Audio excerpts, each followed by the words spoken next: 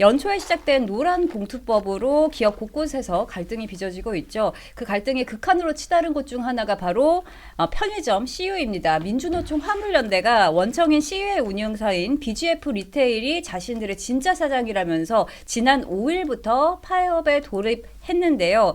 자, 그런데 어제였죠. 경남 진주의 민주노총 화물연대 집회 현장에서 화물차 출차를 막는 과정에서 충돌이 벌어지면서 노동자 한 명이 2.5톤 트럭에 치여서 숨지고 또 2명이 다쳤습니다. 지금 노조는 투쟁 수위를 조금 더 높이면서 경남 경찰청에 대치 중인데요. 지금 저기 화면에 보이는 사고 장면 잠시 보셨습니다. 굉장히 안타까운 장면인데요. 그런데 또 문제가 따로 있습니다. 이 와중에 정작 가장 큰 피해를 보고 있는 사람들이 따로 있습니다. 물류는 막히고 공장은 멈추고 그 피해가 고스란히 소상공인들한테 돌아가고 있다는 점인데요. 지금 편의점 점주들 이야기를 들어보면요. 삼각김밥 하나도 제대로 못 받았다. 이런 말까지 좀 나오고 있는 상황입니다. 사실상 이 파업과 아무런 상관도 없는 분들인데 이 피해가 심각한 상황입니다. 이 상황 좀 어떻게 보고 계세요? 저는 이 상황에서 가장 이제 너무 뭐랄까 유감스럽다, 너무 지금 불쌍하다, 혹은 너무 걱정된다 안타깝다. 하는 안타깝다가 가장 정확한 표현인데 저는 한 분이 떠올랐어요. 그 운전기사님. 네, 이게 이런 파업 때문에 이제 비상근무로 지금 투입이 되신 분인 거잖아요. 네. 그리고 트럭을 타고 저렇게 내려오기까지 이 노조원들이 불법 점거를 하고 불법 파업을 사실을 하는 건데 이것을 합법화 해준 게 어떻게 보면 노봉법이 된 거잖아요. 그리고 저렇게 운전해서 어떻게든 물류를 이동을 해야 됩니다. 왜냐하면 저기에 이 편의점에 들어가는 뭐 김밥이라든지 이런 먹거리 같은 것들이 다 이제 수송이 되면 이날이 수송이 안 되면은 이 전량 폐기해야 되거든요.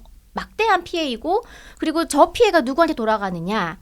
우리가 이제 이제 사회 여러 이제 계층들 중에서도 좀 뭐랄까요? 이게 뭐 급식 쿠폰 대신에 아이들 이렇게 쿠폰 받아서 그거 편의점에서 밥 그쵸. 대신 이렇게 사 먹을 수 있게끔 되어 있어요. 근데 그런 아이들이 그때 그 제때 그 빵을 못 먹는다 생각해 보세요. 그럼 그 빵이랑 김밥을 날라가지고 가야 되는데 이 사람이 얼마나 지금 가야 된다는 생각이 있겠어요. 그쵸. 그런데 육탄전으로 그냥 몸으로 막아버리는데 바로 앞에 트럭이 되게 높습니다. 그럼 바로 앞에서 딱 막으면 이 사람이 안 보여요. 사이드는 보여도. 그러니까 사람이 있다고 생각했으면은 그렇게 했겠습니까?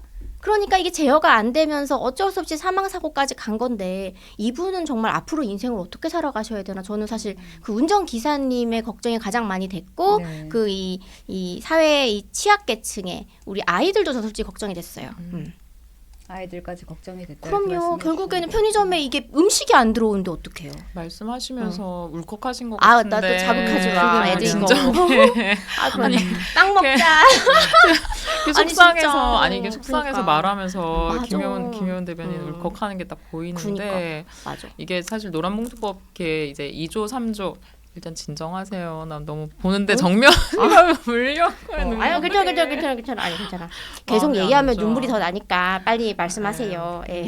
2조 3조 사실은 이게 두 개였잖아요. 그리고 그 2조 3조 보면은 이제 하청 근로자에 대한 원청 기업의 책임을 강화하는 거, 그다음에 노조 파업에 대한 기업의 손해배상 청구를 제한하는 거, 이게 순서대로 2조 3조인데 네. 이거를 사실은 어디까지 범위를 제대로 할 것인가, 우리가 어떤 형태로 적용할 것인가가 명확하게 정해지진 않았어요, 사실은. 그리고 들어봤을 때는 이거 좋은 것 같아 인 것처럼 이야기를 하고 정말 근로자들에게 도움이 되는 것이라고 정부에서는 밀어붙였지만 노란봉투법 한 달이 됐을 때 11개 하청노조에서 교섭 요구를 했거든요. 이거는 사실은 노란봉투법을 우리가 이제 시행하겠다라고 했을 때 다 예상이 됐던 부분들이에요. 그러니까 이렇게 이제 그 큰 사고들이 일어나기까지 우리가 이걸 예상을 그럼 못했을까라고 했을 때 전 예상할 수 있었고, 우리가 좀 더 체계적으로 준비해서 미연에 방지할 수 있었던 일이라고 저는 생각을 하거든요. 근데 그게 전혀 안 되고 있었지 않았나. 이거는 어떻게 보면 그냥 사고야 이게 아니라 정말 정부에서 무책임하게 정책을 밀어붙이고, 그래서 어떻게 보면 가장 이렇게 CU 점주들도 어떻게 보면 가장 약한 고리인 영세 자영업자들이 피해를 보고 있는 상황인 거거든요. 이건 굉장히 문제가 있지 않나 좀 네. 그렇게 생각합니다. 방법을 좀 달리 해야 되는데 우리가 장애인 연대에서도 지하철을 점거하셨잖아요. 그거의 근본적인 문제에 대해서 그분들이 대화를 하고자 했지만 대화의 장을 열어주지 않았으니까 어떤 이런 국민 앞에서 우리가 이런 고통을 받고 있다는 것을 몸소 나타내 주지 않으면 안 되는 상황까지 갔기 때문에 그런 부분에 대해서는 개혁신당의 이준석 대표도 이건 대화와 타협으로 이루어낼 수 있는 건데 이분들이 이렇게 불법적으로 출근 시간에 교통마비시키고 시민의 발을 묶는 건 나쁜 짓이다. 옳지 않다라고 얘기하는 거 그 자체만으로 그 말한 그 정치인을 거의 몰아세우는 이게 잘못된 부분이라 생각이 들고 이게 그래서 노란봉투법이 만들어지고 이게 국회를 통과하고 나서 더욱더 노조의 권한이 강화가 되면서 이거를 조금 더 폭력적인 조금 더 적극적인 방법으로 시행을 하다 보니까 이런 비극적인 일이 발생되게 됐는데 이게 물류센터 그 현장 자영업자를 괴롭히는 형태가 아니라 자영업자 여기 영업하시는 분들은 삼각김밥조차도 지금 공급이 안 돼서 매출에 상당한 타격을 입고 있다. 이걸 어떻게 할 거예요? 근데 이런 분들을 괴롭히는 어렵게 만드는 형태가 아니라 이 본사 사옥의 그 컨트롤 타워의 모든 화력을 집중하는 그런 방식으로 좀 가서 그래서 물류 차량을 막는 방법이 아니라 본사의 뭐 인사, 노무, 재무 부서가 있는 층을 점거한다든지 이런 식으로 해서 그 업무 자체가 좀 조금 더 곤란하게 만들어지고 그래서 우리 얘기를 들어줄 수 있는 테이블에 앉을 수 있는 상황을 만들어내야 되는 게 조금 더 맞는 것이 아닌가 생각이 들고 그래서 뭐 전산이나 통신망 쪽으로 대응할 수 있는 방법을 찾아본다든지 조금 이게 본인들이나 비슷한 입장에 처해 있는 사람을 난처하게 만들고 힘들게 하지 않는 선택. 그러니까 예를 들면은 지금 좀 이거 평택 얘기에 조국 대표가 우리 진보당을 볼모로 잡고 본인의 선택지를 가지려 하는 것처럼. 근데 그거는 우리 똑같은 수준의 사람끼리 대화하는 거잖아요. 그게 아니고 내가 민주당과 정정당당하게 대화할 수 있는 테이블을 만들어내든지 이래야 되는데 그거를 못하고 있었던 거 비슷한 형태가 이번에 나타난 것이 아닌가. 그래서 이 비극적인 사태에 대해서 굉장히 애도의 마음을 표합니다. 네.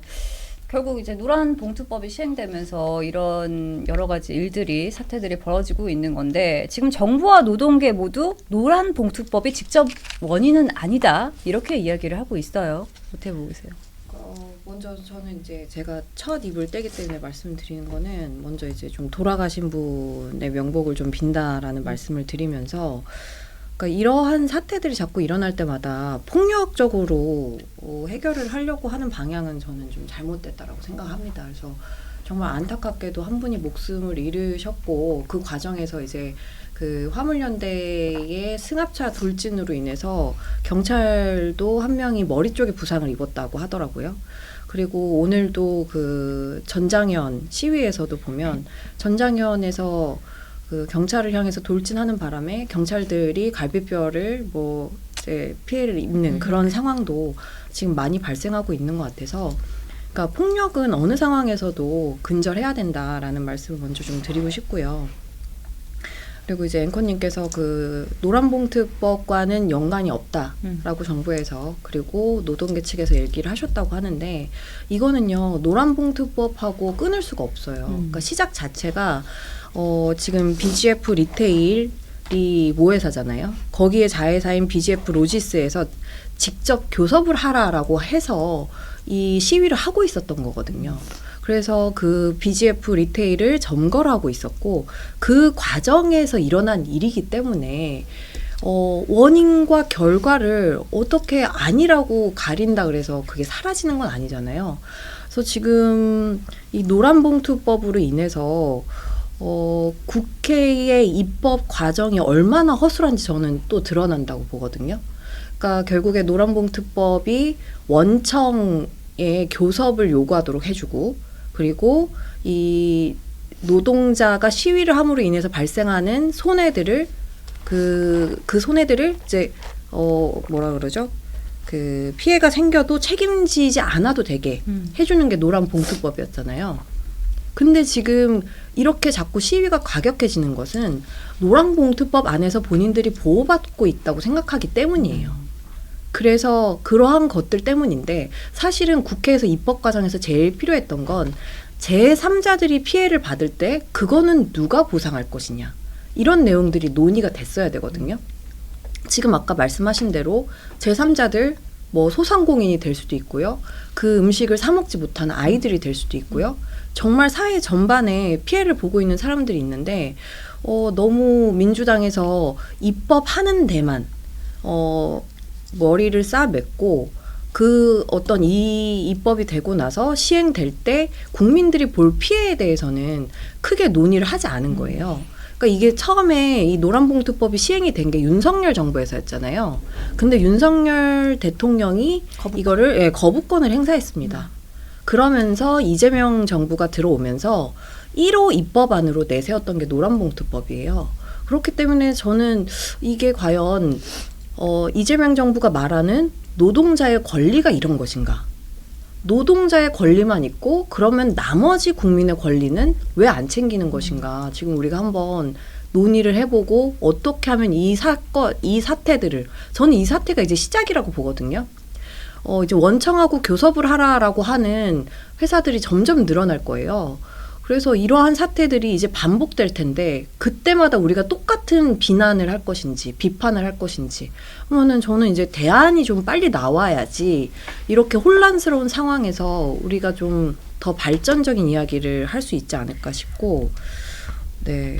그러니 이 정도로 말을 마무리해야 될 것 같네요. 네. 말씀 좀 받으면 정치가 그래서 비즈니스를 넘어서 빚지니스다. 빚지니스요. 할수록 빚만 늘어? 빚을 맞아요? 진 단체가 많은 거예요. 아. 예, 민주당 의원들 상당수가 노동계 출신이거나 노동 그런 변호사 의미에서? 출신이세요.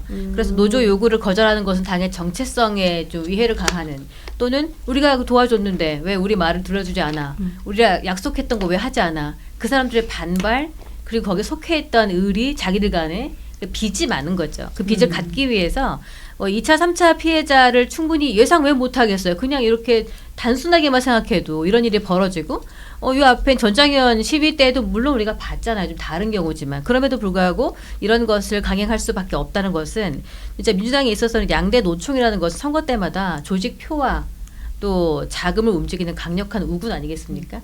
이들을 위한 빚지니스의 결과다. 저는 그렇게 봅니다. 저는 정부가 그 노란봉투법 취지가 현장에서 제대로 이행이 안 됐다라고 이야기를 하는데 굉장히 무책임한 발언이라고 생각을 하거든요. 그러니까 이렇게 선한 의도가 항상 선한 결과만을 낳는 것은 아니에요. 그리고 취지가 현장에서 제대로 이행이 안 됐다라는 거는 이게 촘촘하게 설계가 안 되었다라는 얘기를 스스로 고백하는 걸로밖에 안 된다고 저는 보거든요. 그래서 무고한 피해자가 늘고 있다라고 하면은 제도 보완을 어떻게 할 것인가 그리고 여기에 대해서는 어떻게 책임을 질 것인가에 대한 이야기를 좀 해야 되고 피해를 줄일 수 있는 현실적인 대안을 이야기를 해야 되지 우리의 취지가 현장에서 제대로 이행이 안 된다라는 이런 무책임한 얘기를 하는 것은 사망사고까지 일어났는데 그리고 충분히 이걸 예견하고 이런 일이 일어날 수 있다라고 주변에서 다 이야기를 했는데도 불구하고 제대로 이행이 안 되네? 이런 말로 사실 넘어갈 수 있는 건 아니지 않나. 너무 무책임한 정부라는 생각밖에 안 듭니다. 저는. 네.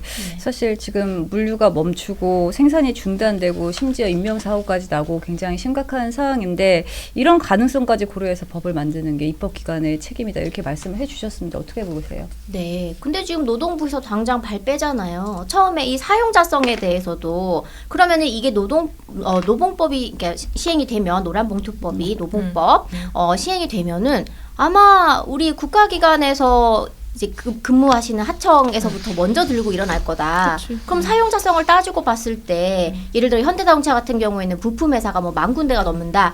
그러면은 거기에서 최고의 이제 사용자성을 따지고 봤을 때 원청은 현대자동차가 되겠죠. 그럼 예를 들어서 저기 우리 정부 서울청사에 식당에 근무를 하시는 분들이 파업을 하고 교섭을 원한다. 그러면요. 그럼 사용자성을 따지면요.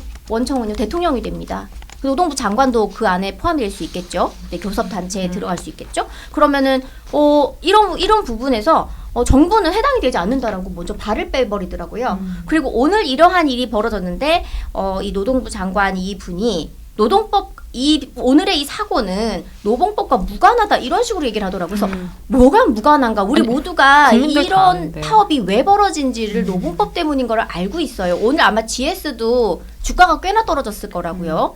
네, 그러면 이렇게 주가가 올라가는 상황에서도 그러니까요. 네. 근데 그런 이유가 이제 시작이구나. 오늘 이렇게 한번 파업한 거 보니까 이름을 짧게 말하려니까 노봉법이랑 헷갈리나 그죠?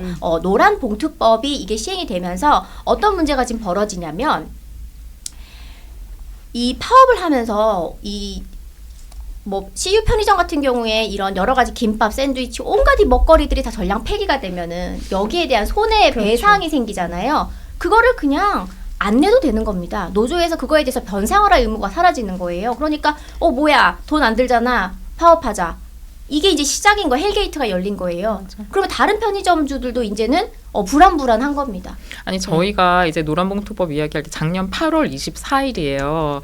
저희 개혁신당에서도 논평을 냈는데 뭐라고 냈냐면 이재명 대통령과 민주당은 경제계의 절규를 묵살했다. 경영 현실을 무시한 채 좌파 진영의 구호만 쫓아 기업 옥죄기 입법을 밀어붙인 것이며 노봉법은 노동자를 위한다는 가면을 썼지만 결국 일자리 파괴법이 될 것이고 결국 노동자의 삶을 봉쇄하는 법이 될 것이다 라고 주장을 했어요. 근데 그때 저희만 한 게 아니라 국힘에서도 반발하면서 논평을 계속 내셨거든요. 그러니까 이런 게 분명히 충분히 예측 가능했는데 왜 모르셨을까? 그렇잖아요. 우리가 이런 걸 다 이야기를 했고 예견을 했는데 뭘 노란봉투법과 상관이 없다라고 하는 건 손바닥으로 하늘을 가리려고 하는 걸로밖에 안 보입니다. 저는.